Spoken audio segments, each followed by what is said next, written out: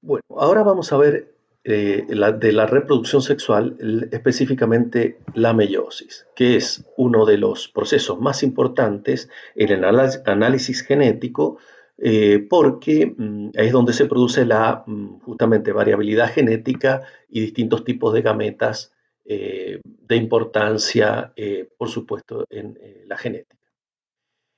Hay conceptos claves que necesitamos revisar. Uno es que la meiosis comienza con una célula diploide llamado meiocito en los órganos sexuales. En el caso de las plantas, en las anteras, el meiocito masculino, y en el ovario, el meiocito femenino.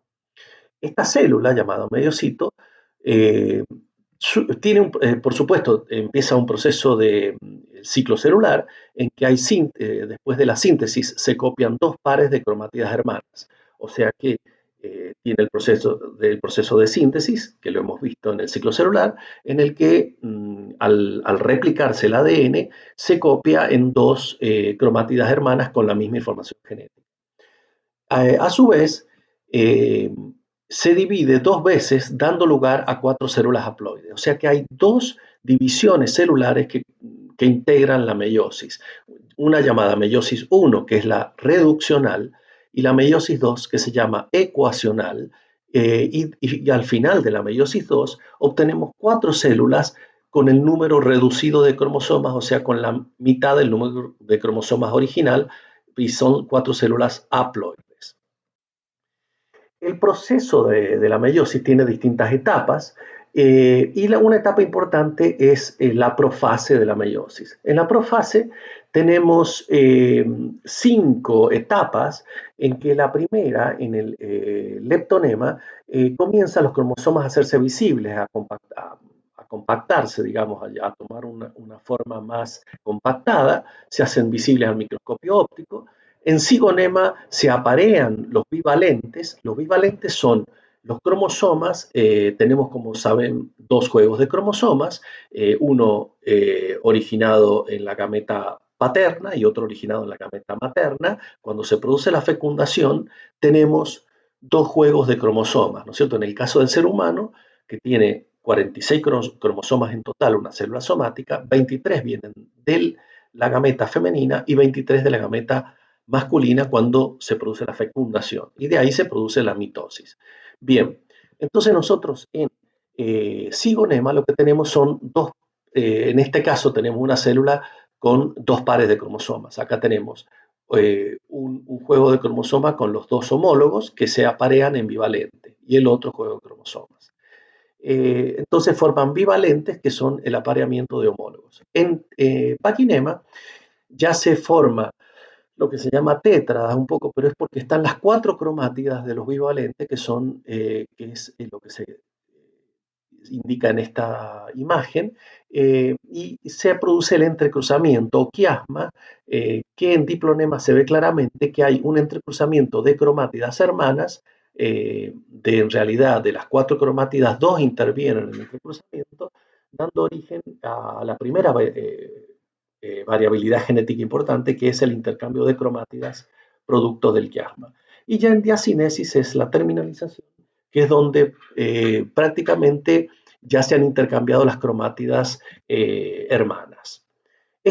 Ahí termina entonces la profase, comienza lo que sería, ya terminando la profase 1, que es lo que recién le mostré, que está significada por las 5 etapas, sigue la metafase 1, donde el apareamiento de los cromosomas homólogos se empiezan a separar, digamos, en la fase 1 y a migrar hacia el polo, y en la telofase 1 terminan con los cromosomas homólogos que se han separado uno a cada polo. Como ven, partimos de una célula que tiene 6 cromosomas y terminamos al final de la metafase de la meiosis 1 con dos núcleos que tiene cada uno 3 cromosomas. O sea, hubo una reducción, por eso se llama reduccional a este proceso en el que terminan con 3 cromosomas en cada polo. Allí comienza la metafase 2, perdón, la meiosis 2, la meiosis 2. En la meiosis 2 se separan en este proceso, es parecido a una mitosis, en realidad porque se separan las cromátidas hermanas. Como ven, Ubican en la placa ecuatorial de la célula en la metafase 2, allí tiran los usos acromáticos y se separan las cromátidas hermanas, dando entonces como producto final de la meiosis 4 productos que van a tener entonces la mitad del número de cromosomas porque se produjo la reducción en la meiosis 1. En la meiosis 2 se obtienen dos productos idénticos, digamos, porque se separan las cromátidas hermanas como se ve acá. Entonces, en definitiva, como producto de la meiosis tenemos 4 gametas con el número reducido de cromosomas. Bueno, acá me interesa comparar cómo es el proceso de la mitosis y la meiosis. En la mitosis, en la célula parental, de la célula parental se obtienen dos células hijas con la misma información genética. En la meiosis, de la célula que inicia la meiosis, que es el meiocito, en la meiosis 1 obtenemos dos células con la mitad del número de cromosomas y al final de la meiosis 2 terminamos con 4 células que son las gametas con la mitad del número de cromosomas. Esto se ve en esta parte en la que si partimos de un número de cromosoma 2n en la célula parental, terminamos con el mismo número de cromosomas en las células hijas.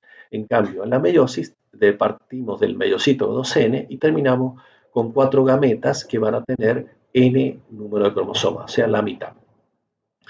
Si medimos el contenido de ADN del núcleo, como se ve acá, en la mitosis, si partimos de un contenido de 2 de ADN del núcleo, en el periodo de síntesis del ciclo celular pasamos a 4, luego se produce la mitosis y terminamos nuevamente con el mismo valor de 2 del contenido de ADN.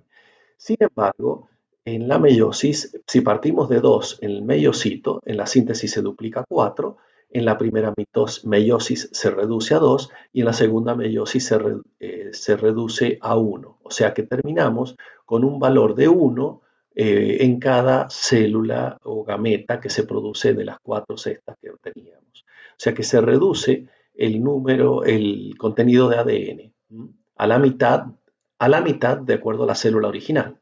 Era de 2 y terminamos en 1. Otra cuestión importante es que normalmente en la mitosis no hay apareamiento de homólogos, los homólogos están acá separados, y en la meiosis se aparean los homólogos. Esto hace que no haya entrecruzamiento en la mitosis y sí hay entrecruzamiento de cromátidas en la meiosis. Y después lo otro es que en la mitosis los centrómeros se dividen en la anafase, se separan las cromátidas hermanas y en la meiosis los centrómeros no se dividen en anafase 1, pero lo hacen en la anafase 2, o sea, en la segunda meiosis ahí se dividen primero se dividen las cromátidas hermanas yendo a cada polo. Acá en el caso de la mitosis el proceso es conservativo, los genotipos se mantienen, o sea que partimos de una célula, las células hijas que se obtienen son idénticas a las células parentales. En cambio, en la meiosis hay una cuestión muy importante desde el punto de vista genético y es que se produce variación genética a partir de la meiosis. Los 4 productos que obtenemos, gametas, son diferentes entre sí. La célula, por otro lado, que sufre mitosis puede ser diploide o haploide y la célula que sufre meiosis es diploide. ¿Cuáles son entonces las fuentes de variabilidad y la importancia genética de la meiosis? Por empezar, tenemos entrecruzamiento. En la profase 1, los cromosomas homólogos intercambian información genética. Y por otro lado, tenemos la segregación al azar de cromosomas. Esto es que los cromosomas en la metafase 1 se pueden orientar en forma independiente y migrar al polo orientándose en distintas formas, dando lugar a variabilidad genética en las gametas que se obtienen de la meiosis. Esto lo podemos ver de la siguiente manera. El entrecruzamiento, entonces, en lo de los cromosomas homólogos en la profase, es cuando se aparean y se forman los bivalentes, allí se intercambian material genético entre las cromátidas, entre un par de cromátidas hermanas, no intervienen las 4, sino solo 2, y dan origen a este intercambio. Como ven, ahora tenemos un cromosoma con una parte del cromosoma gris y el cromosoma gris con una parte del cromosoma naranja. Y estas son las cromátidas recombinantes.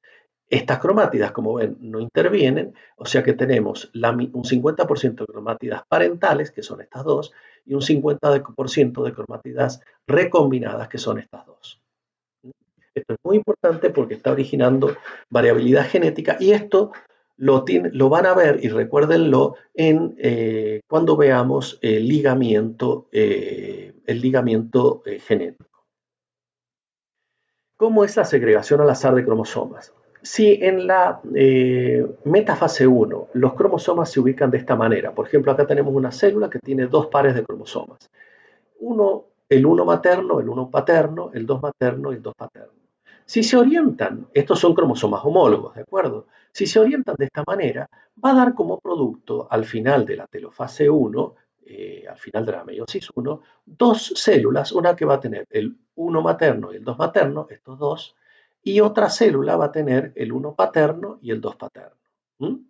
¿Qué sucede cuando tenemos otra posibilidad? Que los cromosomas se orienten, por ejemplo, el 1 materno y el 1 paterno siguen de la misma manera en el azul, pero en el rojo el 2 paterno va hacia arriba y el 2 materno hacia abajo. O sea que cuando termine la telofase 1 vamos a tener una célula con 1 materno y el 2 paterno y otra célula con el 1 paterno y el 2 materno. Como ven, estas células son diferentes a estas otras.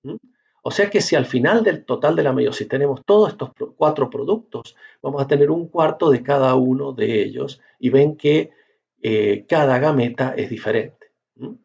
Cada gameta es diferente. Esta segregación al azar cromosoma es muy importante en la segregación y en la segregación y en las gametas diferentes que se obtienen en la meiosis.